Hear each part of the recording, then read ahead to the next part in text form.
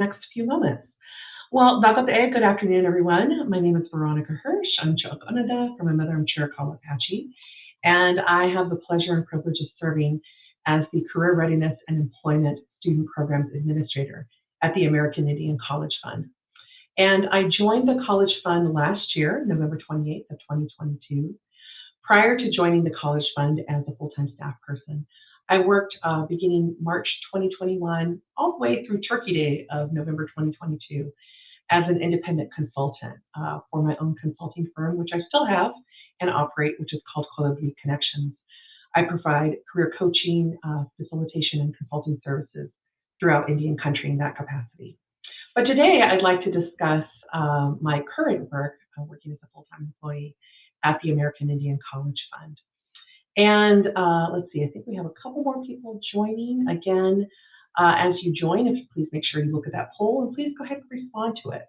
If you have any questions at any point during my presentation, please feel free to use the chat feature and type your questions or your responses in the chat, and I will get to them towards the end of my presentation. So as I mentioned, in my capacity working as the Student Programs Administrator for Career Readiness and Employment at the American Indian College Fund, I work directly with certain scholars depending on the type of scholarship that they have been awarded through the College Fund. Certain scholarships have additional program requirements depending upon the specifications we receive from our donor. And some of those additional qualifications have to do with career readiness and employment. So the idea of how attending, let's say, a tribal college or university, a community college, or a mainstream institution, whether that's a 2-year or 4-year degree granting institution, can position scholars to take on the responsibilities and the challenges of entering the workforce, whether as a part-time employed person or a full-time employed person.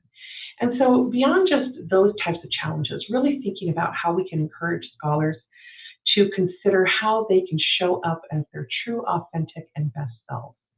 And so part of that work is today centered on this idea of Indigenous relationality principles.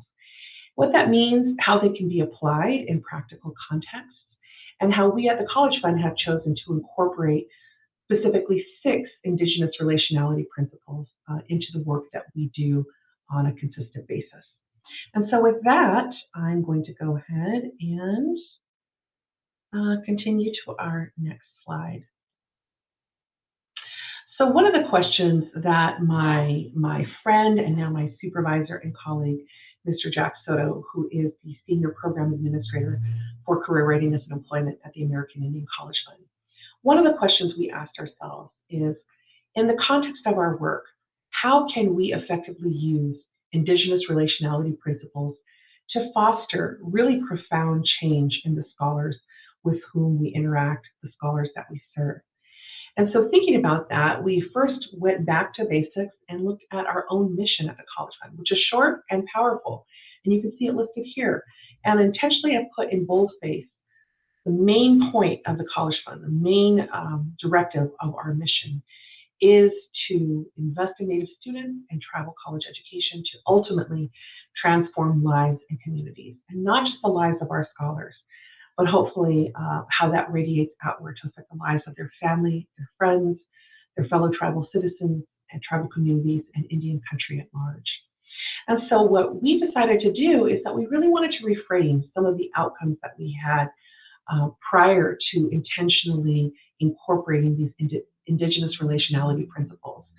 We wanted to develop a student-centered program model that really honored where students are at. And part of that was focusing upon our scholars' personal development along their professional journey. So to realize that that personal aspect is not somehow divorced or removed from a professional context. But if we want to help our scholars show up as their true, authentic selves, the personal motivation, the personal goals and ambitions, those personal core values are all critical components of a scholar's professional journey. And so there are many different ways to conceive of Indigenous relationality. Interestingly, a lot of these concepts or words start with the letter R. So we asked ourselves, what are the R's of Indigenous relationality? And so there have been a number of scholars who have contributed profound insight into this field, and you see some of them listed here. So one of the things that we first focus on, the first R, so to speak, is really inspired by our scholars, the students that we serve at the American Indian College Fund. So in 2021, we administered a scholar survey, and we had a pretty decent response rate to that survey. We had just under 1,500 responses. And in response to an open-ended question we asked, which was, what is one of your main reasons for going to college?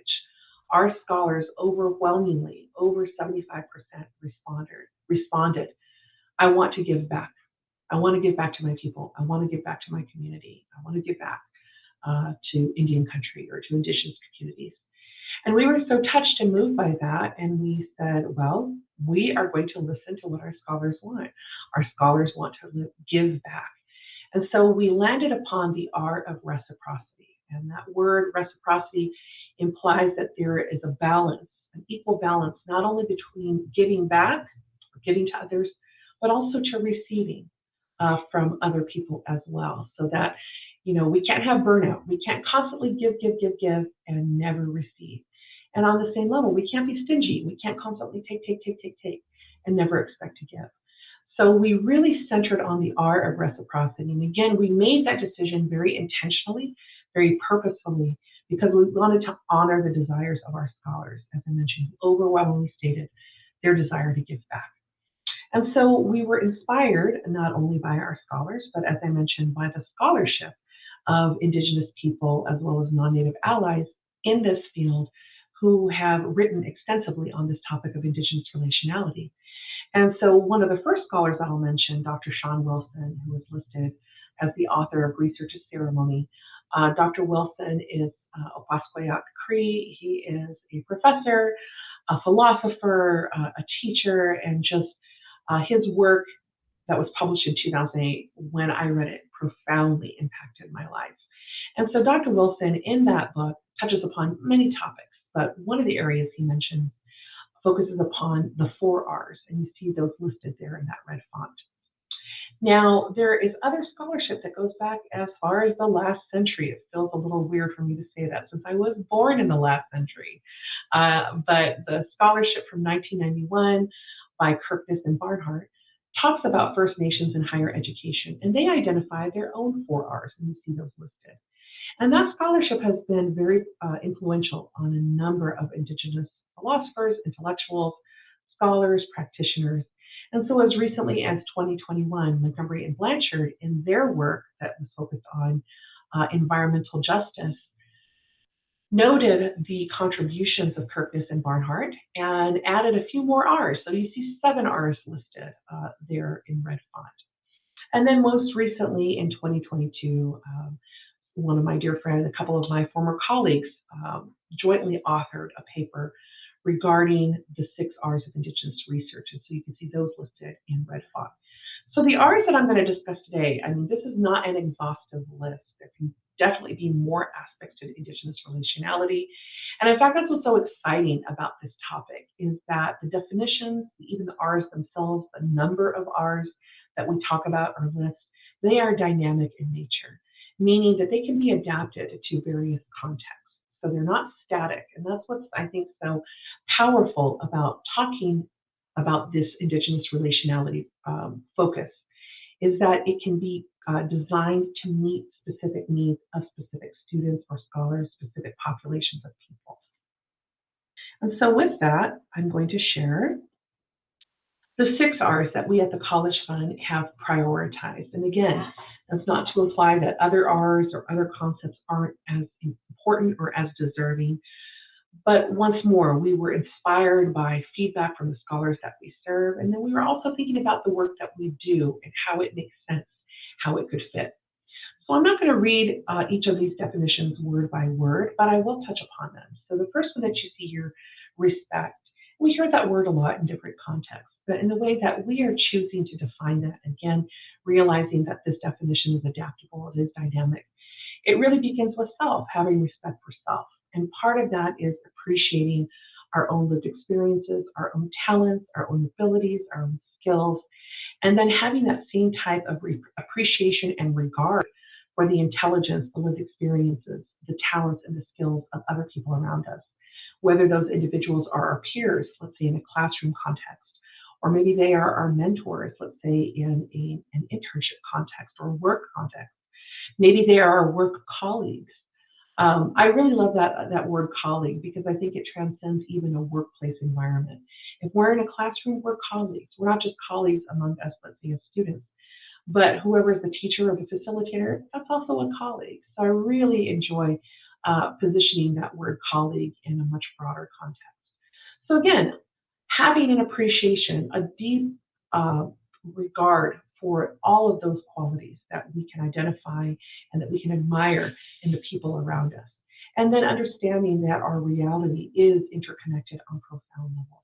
So not just with other human beings, but with other relatives throughout our lived environment, throughout our planet, throughout our universe. The next word, responsibility, you'll see that one of the main things that's highlighted in that definition is this idea of accountability. Accountability first to self, and then also accountability to other people. And by that I mean, when I have to show up, when I have to be honest about what I've done or what I'm doing, it means that I'm having a high degree of transparency, that I'm being very open about what my motivations are, about what I'm doing, why I'm doing it, how I'm doing it, and the way I anticipate it will affect those around me. So that type of accountability means that I make myself vulnerable. And with that vulnerability then comes that responsibility to also honor the vulnerability of other people around me. So again, it's getting back to that idea of we start with self, but we also radiate that same type of regard, that same type of meaning and intention for people around us. And so part of that also requires not only that vulnerability, but communication consistency. So that it's not that I, at one point in time, reach out and share information and then I ghost you, but that I'm consistent about my communication. And let's say there is an interruption in communication. Let's say there is some obstacle, some unforeseen event. It could even be a tragedy that halted my communication. That happens. We know it does. And yet I still am accountable to let others around me know, maybe without going into too much detail, but to give them, again, that regard, that respect that we discussed previously to say, I apologize for the interruption in communication. Can we resume? Can we pick up our conversation where we left off? I might even provide a brief explanation. I'm sorry, I had a family medical emergency. That's what interrupted our communication. I'd like to resume. So how can we do that in a way that makes sense to both of us? So again, that desire to ensure that we are being responsible to those around us. And then our favorite R that I've already mentioned, reciprocity. So that idea of wholehearted gratitude, empathy, and generosity of spirit. So to be in a state of reciprocity, it's never about what is the bare minimum I can do to technically be in a state of reciprocity. That's not reciprocity. So reciprocity is about this wellspring of abundance, this desire to give and to receive in healthy ways that support the health, the mental health, the emotional health, the physical health, the psychological health, the well-being. You might even think of it as the wholeness, the WHOLE-ness of ourselves and people around us. And so along with that, again, it requires that commitment to communication, to a supportive environment, to continuous improvement, let's say, of communication, of processes that we do to ensure that not only are we, who are colleagues, who are part of, let's say, a course or a program or interact with each other in a workplace environment, are doing so effectively, but to ensure that that just continues to build, that there's momentum, so that future students, scholars, colleagues, peers, coworkers, employees also feel supported and surrounded by that spirit of reciprocity, so that together we continue to co-create something that is very healthy, that is sustainable, and that continues to benefit people far into the future. And next we have a definition that's offered for relationship. So this idea of relationship, once more, is very dynamic in nature. So when we are in a healthy relationship, this means that we are actively learning from and teaching each other. how to build that spirit of collegiality. So that word collegiality is really how to be a good colleague. How do we show up in ways that are helpful and supportive, that are healthy, that nurture understanding, that help us identify maybe where our gaps in knowledge might be and how we can correct them. And how, if there are any gaps in knowledge, that's not a place for us to be ashamed of that. That's also not a place for us to point that out and have a type of gotcha mentality for somebody who might have a gap in knowledge that, I have that knowledge and that person doesn't yet. But it's really establishing trust where people can, again, actively learn from, teach, and engage with each other to build that sense of trust and mutual aid, mutual support, so that together we can utilize that collective strength and that capacity. As I mentioned previously in that reciprocity definition, we're trying to build something that is long term and sustainable, that doesn't just benefit us who are part of that relationship, but in a sense, we are creating a model for healthy relationships, let's say in that classroom, in that workplace environment, whatever the context may be, so that together we feel affirmed and supported and we feel encouraged and nurtured in a healthy relationship. The R of reflection requires some deep thoughts. And so this is probably on a personal level, I would say right next to reciprocity, this is probably my favorite R, the R of reflection, of deep thoughts, deep thinking. This is something that I've really chosen to incorporate into my own daily practice, just my daily life. To not only think about, what needs to be done or how I'm going to do it, the ways that I choose to show up, but also to think about the consequences, of all of those decisions. Are these consequences that I like, that I want to replicate, that I say to myself, that was great, I hope that happens again. What can I do to make sure that happens again? Or is that something where I say, that was not my favorite outcome?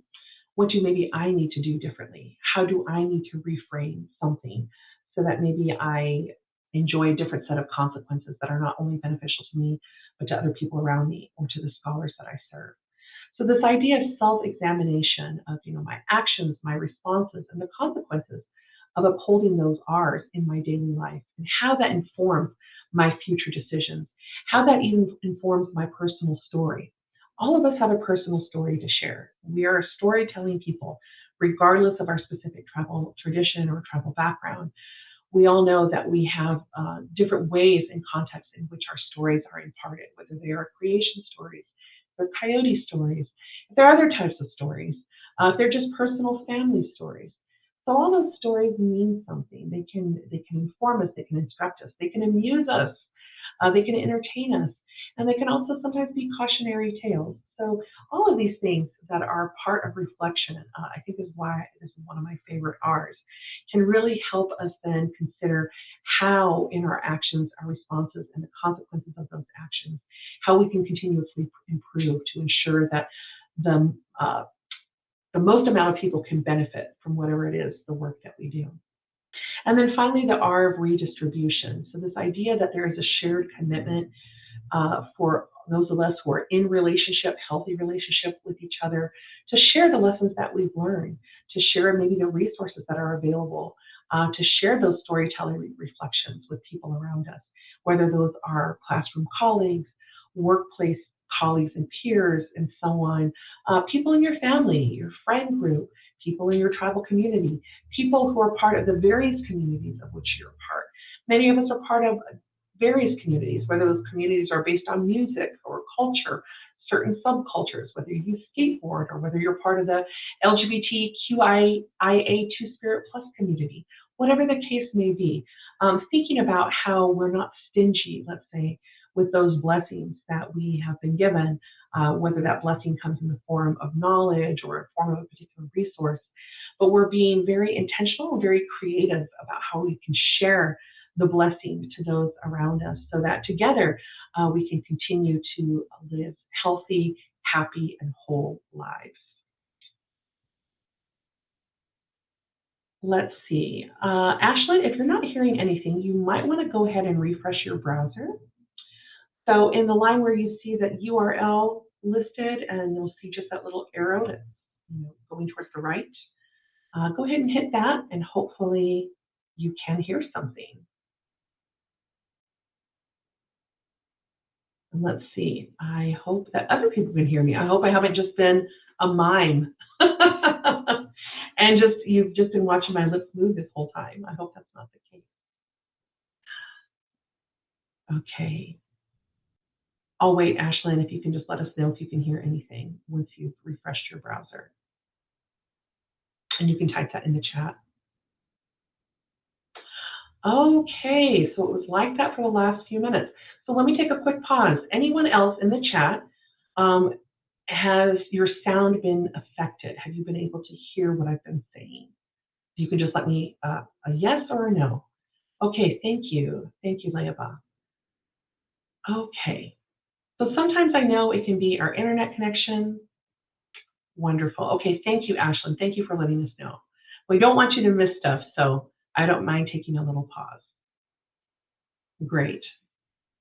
Well, I'm going to continue. I should also mention at this point too, if at the end of this presentation or at any point, if you would like to receive a PDF version of this presentation, please go ahead, if you don't mind, if you feel comfortable doing so, drop your email information in the chat and I will make sure that it gets emailed to you. I just respectfully ask that you not modify anything in this presentation. If you want to refer to it, if it's helpful to you, if you want to cite it as a reference, we can discuss maybe some citation styles that could be helpful. Okay, so I'm going to continue. Thank you, everyone.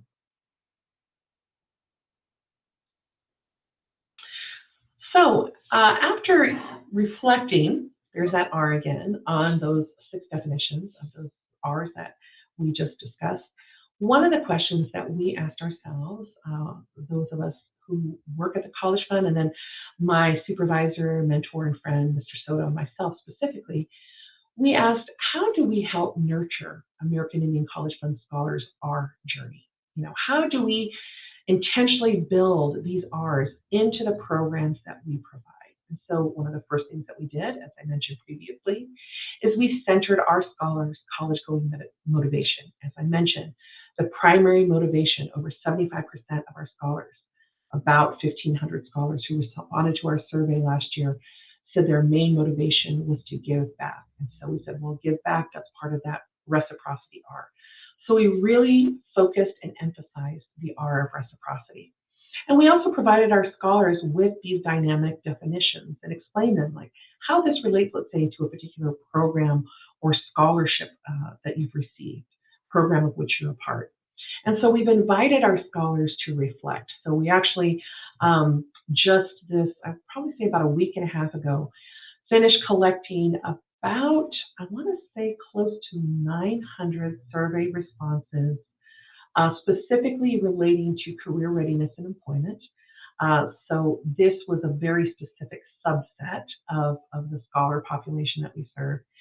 And these are scholars with whom that we, my supervisor, Mr. Soder, and I have had some form of contact or relationship based on the terms of their specific scholarship. And like I said, we got about 900 responses on this form that we've been calling our future planning form. And our future planning form really centered upon these Indigenous relationality principles and heavily emphasized that R of reciprocity.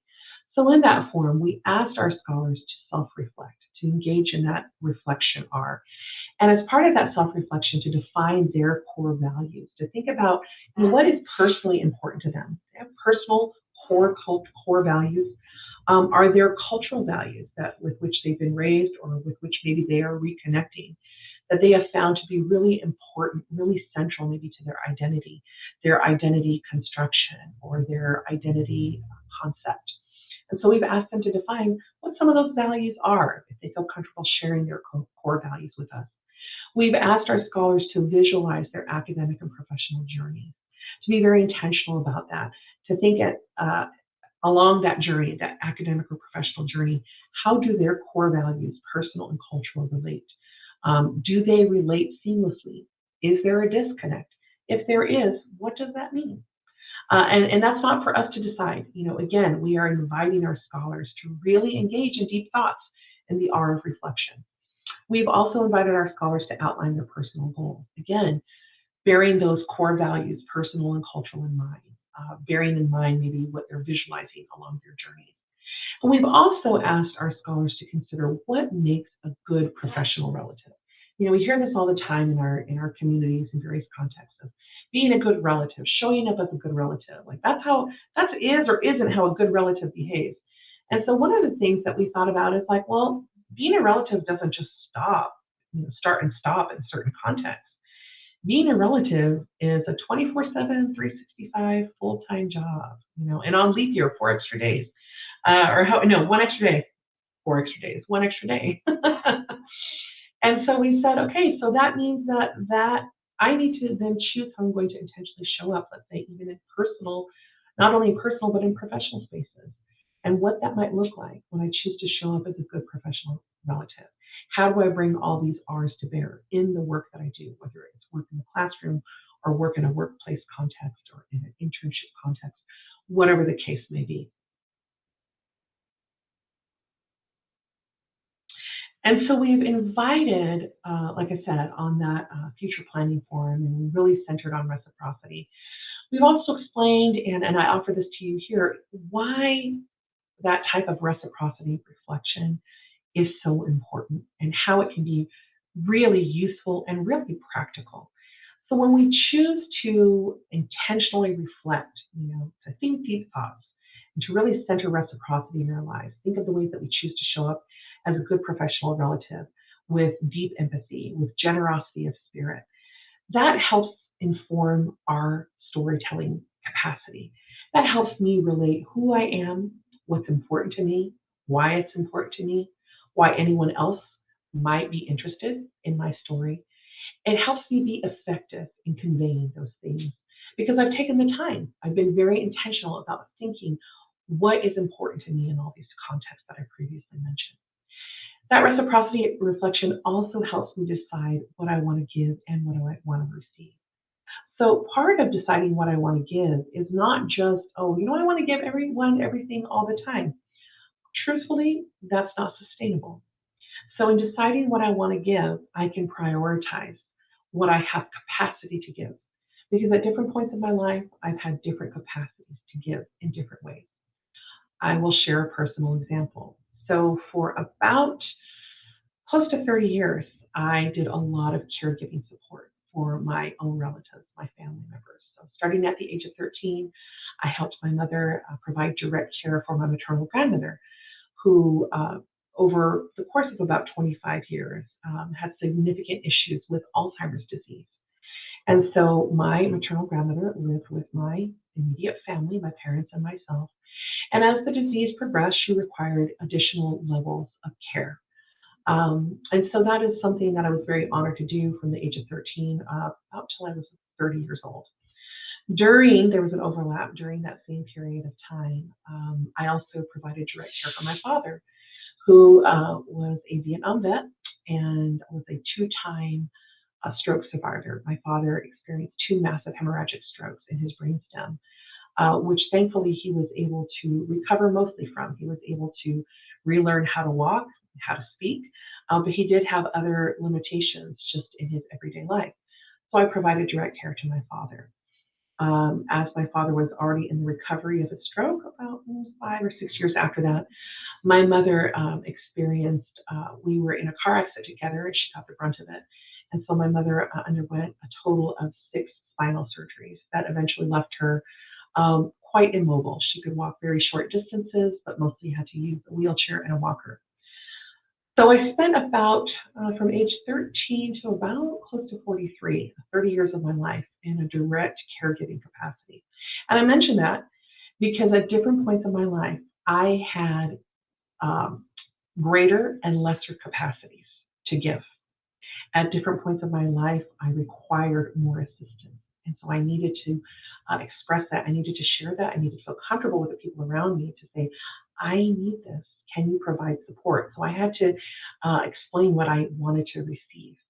And so that, I share that as an example to say that wherever you are at, even this moment, even today, when you're thinking about your capacities to give and to receive, it's important to be very honest with ourselves about what that looks like. Why?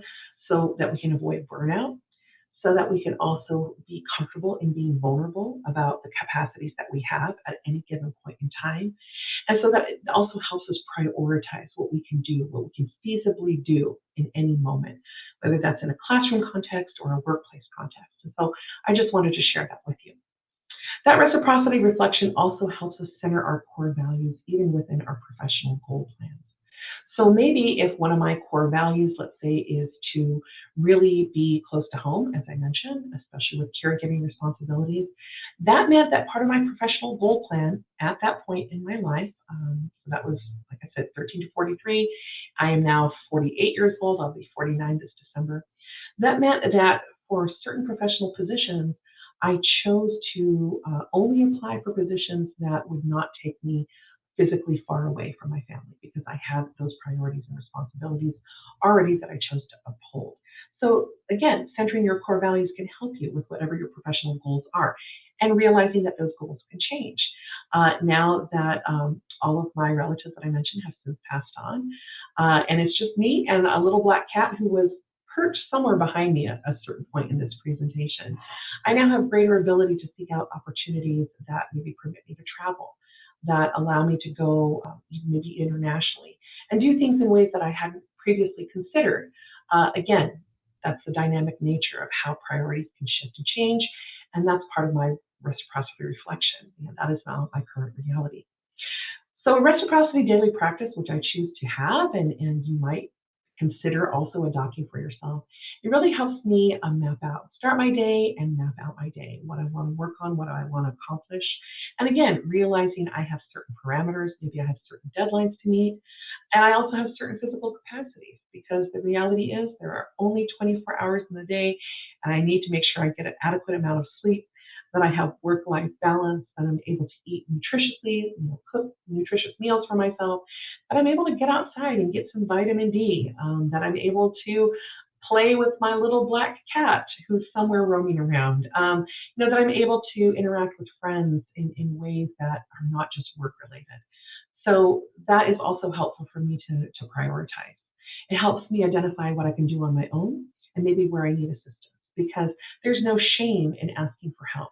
There's no shame in admitting where I have a knowledge gap and I have a colleague or a friend or a mentor or an instructor who can help me fill in that knowledge gap that I have. It helps me then be very intentional about asking the type of help that I need or the type of resource I'm seeking. And it helps me consider how I will ask for that help. And, what is my backup plan? Maybe for whatever reason, the person I'm asking for assistance is at their own capacity. I don't know what's going on in their life. And so if that person is not able to help me, instead of maybe getting mad or frustrated or hurt, what are the alternatives then? How am I going to be proactive about that?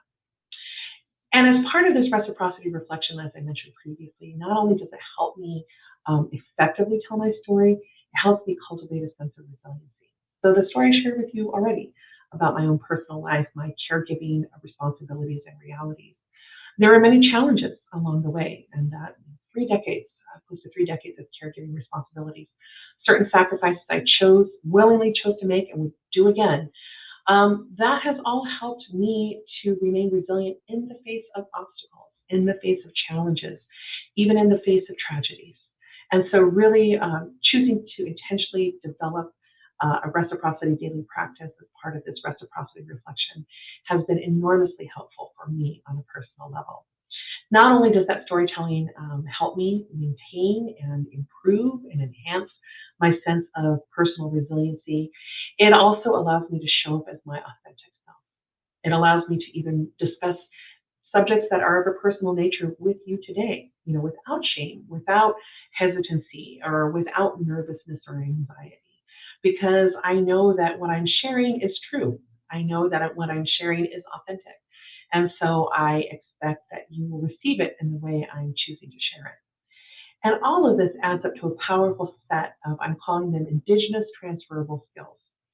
Sometimes in work contexts, we hear about hard skills and soft skills. And an example of a hard skill might be something like you have specific expertise or certification in, let's say, a certain type of scientific instrumentation. We heard from our keynote today, Mr. Corey Gray. He definitely has specific expertise working at LIGO and working on specific instruments. So he has a lot of hard skills, let's say, in that area. Soft skills, we also saw from our keynote speaker today, would be things like public speaking. So this is a skill that is not discipline specific. It's not just for one type of job or in one workplace environment, but that idea of clear communication, efficiency, public speaking. And I'm offering that these R's and cultivating a reciprocity daily practice. This is also a set of skills, and I'm not going to call them soft because there's nothing soft about them. They can be very challenging, but they are very much grounded in some of these Indigenous relationality principles. So you can think of these 6 R's and cultivating them in the ways that I've shared as cultivating a set of Indigenous transferable skills. They transcend discipline, they transcend workplace and classroom, and my cat has some very strong opinions about that. You can hear her meowing. So there are various ways that we can incorporate these R's into practice in practical ways. And so some of them that we've decided to do at the American Indian College Fund, we've decided to incorporate this language. And you can do that for yourself as well if you're incorporating language in a course or in program component descriptions. We hear a lot about this wraparound services approach. And so one of the ways that we can do that is when we share the types of definitions and program component descriptions that we have in our own courses or own programs with our colleagues, and can see where there are opportunities, let's say, for collaboration in that.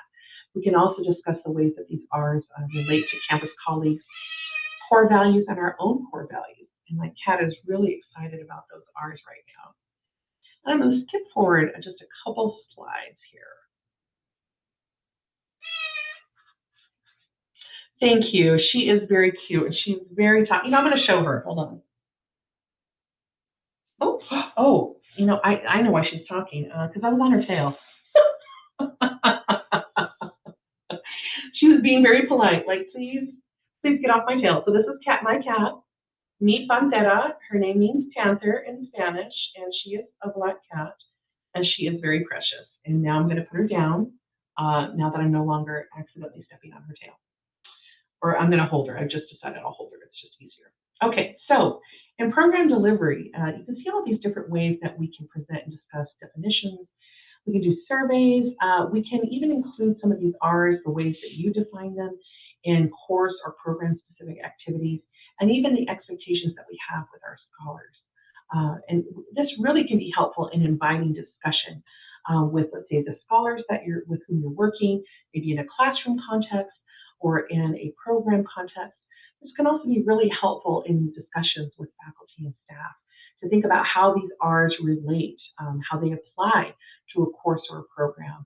And again, as I mentioned, to identify maybe where among faculty and staff some type of course or program collaboration is feasible, especially if we have a set of dynamic R definitions that we agree upon that seem to make sense across various courses or programs. And this can even be helpful with assessing, how ready are our scholars to engage in, let's say, a course or a program? What are their preferences? What are their past experiences? And maybe have those experiences created obstacles, or have those experiences really convinced them that, yes, this stuff is fun, it's practical, it's relevant, it makes sense to me, I want to do it. And then even after, let's say, that course or that project is over, it's completed, we can also reflect, again, the ways in which our scholars grew and refined their skills. How have we helped them establish positive relationships that are sustainable, that transcend, the end date, let's say, of that course, of that program, but really help them, nurture them to take on additional challenges, set additional goals for themselves.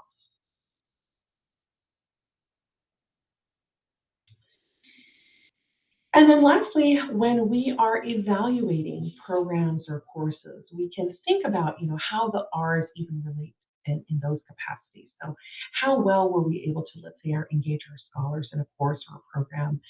How well did this particular course or program help scholars satisfy the requirements? And how well maybe does it help that scholar in that course or program as I mentioned previously, just grow and refine their skill sets and establish those sustainable relationships. And so down below, you see kind of some examples about this. This might apply or not, but of course, you can always adapt this to ways that make sense to you. And so this is really the last slide that has content in it that I'll end with here. And so the question that we asked for ourselves, in what ways do the 6 R's inform the work that we do at the College Fund that is student centered? How does this inform our work practices and the dynamic narrative, the dynamic story that we want to tell? And so again, we begin with the respect that we have for our scholars. Our scholars focused on reciprocity, so we respect that about them. We listen to them, and we want them to know that we take them seriously when they share with us that reciprocity is important to them. The responsibility that we have to help our scholars to transform lives and communities is also something that we take very seriously. We want to foster that reciprocity and put it in action by prioritizing our scholars' feedback that they provide to us because that helps us continuously improve and refine our services. Again, we want to be very amenable, very approachable to our scholars so that when we ask them, to use their brain power to provide us feedback, it's not just some type of nonsense exercise, but there's a real genuine desire to address the feedback that they provide so that we can ensure that not only they, but scholars in the future are continually receiving the highest level of services that we can provide. That relationship development that we have with our scholars, with travel colleges and universities, with some of our employer partners and mentors, and among our own college fund staff is also something that we prioritize. And that reflection, like I shared, that's being one of my favorite R's, really focusing on how we can help students show up as their authentic selves, to bring their entire selves to their work, to a classroom setting, to an internship setting, whatever the case may be. And I'm so appreciative of our keynote earlier today, Corey Gray, who talked about, how he was really able to reflect with a colleague, with a friend on a hike in 2011, and how that was powerful and impactful, and how that helped him decide how he wanted to show up in various authentic ways in his work, and how he continues to do that, how he continues to prioritize that in his professional and his personal life. And lastly, the R of redistribution. So the commitment we have at the College Fund to not be stingy, but to share the resources, to share what we've learned with our colleagues, with our friends, with you today throughout Indian country and beyond, because we genuinely want to help transform lives and communities, not only for our Indigenous people, but globally as well. And with that, these are the ways that you can contact myself and my supervisor, Mr. Jack Soto. And as I mentioned, if you would like, if it would be helpful for you to have a PDF of this presentation, please feel free to drop your email address in the chat and I will be sure to get this to you. Again, as part of being a good professional relative, I just respectfully ask that you not modify anything. If you choose to reference it, I just ask that you appropriately reference this presentation. And I trust that you will, that we are all good professional relatives. And so with that, I say, yeah, thank you. If there are any questions, we have just a minute and a bit, so you're free to type those in the chat. Thank you so much. I'll be sure to get your email addresses so that I can email this to you.